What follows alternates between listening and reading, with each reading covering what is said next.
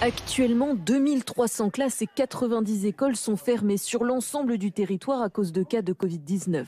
Le gouvernement s'appuie sur un nouvel avis du Haut Conseil de la santé publique pour alléger le protocole sanitaire. Le risque de transmission existe principalement d'adulte à adulte, d'adulte à enfant, mais rarement d'enfant à enfant ou d'enfant à adulte.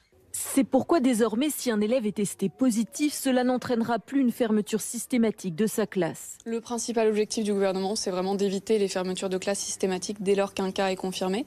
En principe, c'est à partir de 3 cas, mais on sait que dans la pratique, certaines agences régionales de santé sont plus strictes et ferment les classes dès qu'il y a un cas. Certains parents d'élèves respirent après cette annonce. Les fermetures systématiques de classes ou d'écoles sont souvent un casse-tête pour eux. Ça correspond à peu près, je pense, à le meilleur compromis entre le sanitaire et l'organisation pour les parents et aussi pour les enfants, pour le bien-être des enfants.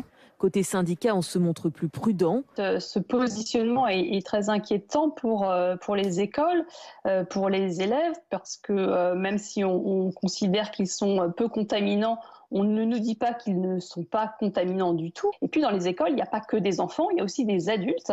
Donc il y a aussi un risque de contamination. Cette annonce du ministre de la Santé devrait faire drastiquement baisser le nombre de classes fermées à cause d'un seul cas positif.